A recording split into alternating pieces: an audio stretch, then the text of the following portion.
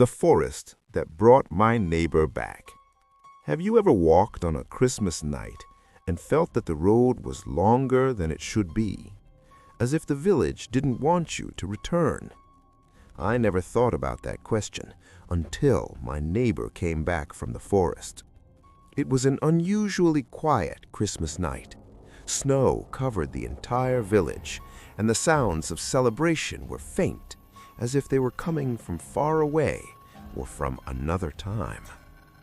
I was walking with my neighbor, Ethan. We were talking about very ordinary things: work, the weather, how the village becomes beautiful and a little frightening in winter.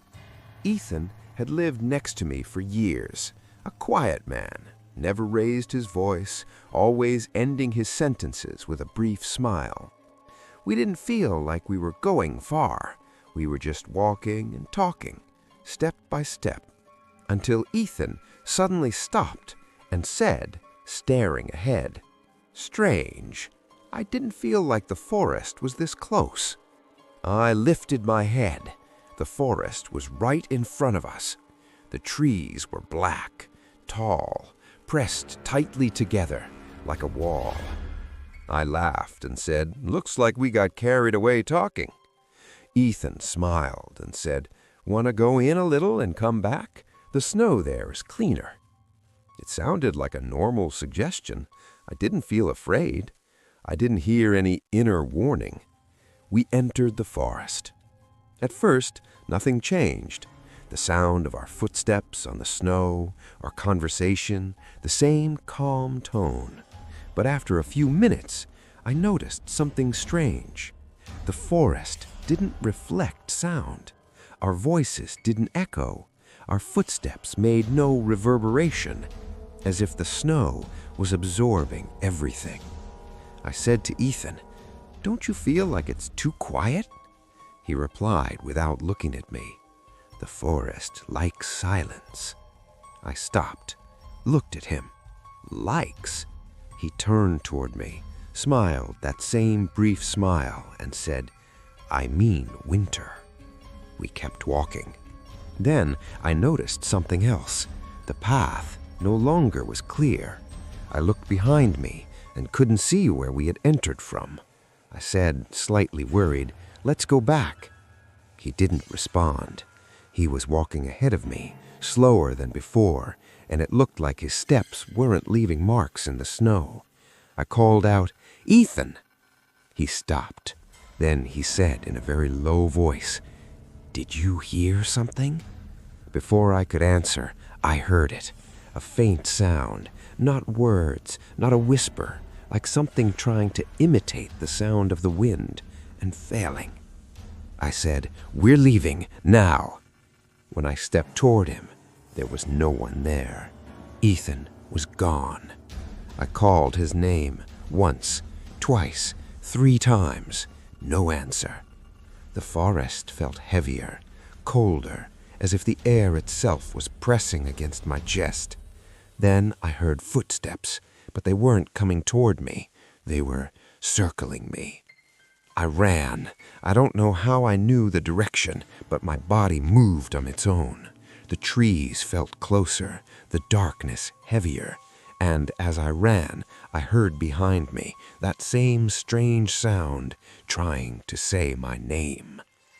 I burst out of the forest and almost collapsed onto the road. The village was in front of me, the lights, the houses. I ran to my home and locked the door. That night, I didn't sleep. Every time I closed my eyes, I saw the forest, and every time I heard the wind, I heard his voice. In the morning, they said Ethan was missing. Search teams went into the forest and said that heavy snow and walking at night could make anyone wander in circles for hours without realizing the right direction. They said he probably got lost in the forest, but I knew. A full day passed, and on the next Christmas night, I was sitting by the window looking outside, and I saw something that made my blood run cold. Ethan. He was standing in front of his house, clearing snow from the entrance, just like he always did. Same coat, same movements. For a few seconds, I forgot the forest. I opened the door and shouted, "Ethan!" He slowly lifted his head and turned toward me. His face wasn't his face. It was pale, tight, as if the skin were stretched more than it should be, and his eyes were completely white, no pupils, no blinking. He looked at me and, in Ethan's voice, said, "Why did you leave me there?" I stepped back. Then he smiled, but his smile was wider than any human muscle should allow. And he said calmly, terrifyingly, "The forest kept me." Then he turned and went into his house. The light turned on. In the morning, Ethan's house was empty. No footprints, no cleared snow, as if the night never happened. I immediately packed my things and left the village, moving far away.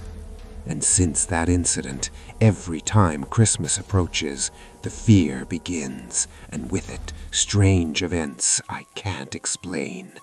Because on some nights, in my new home, I hear slowed footsteps approaching the window, and sometimes a voice I know very well, calling my name. Some things come back, and they never forget who left them behind.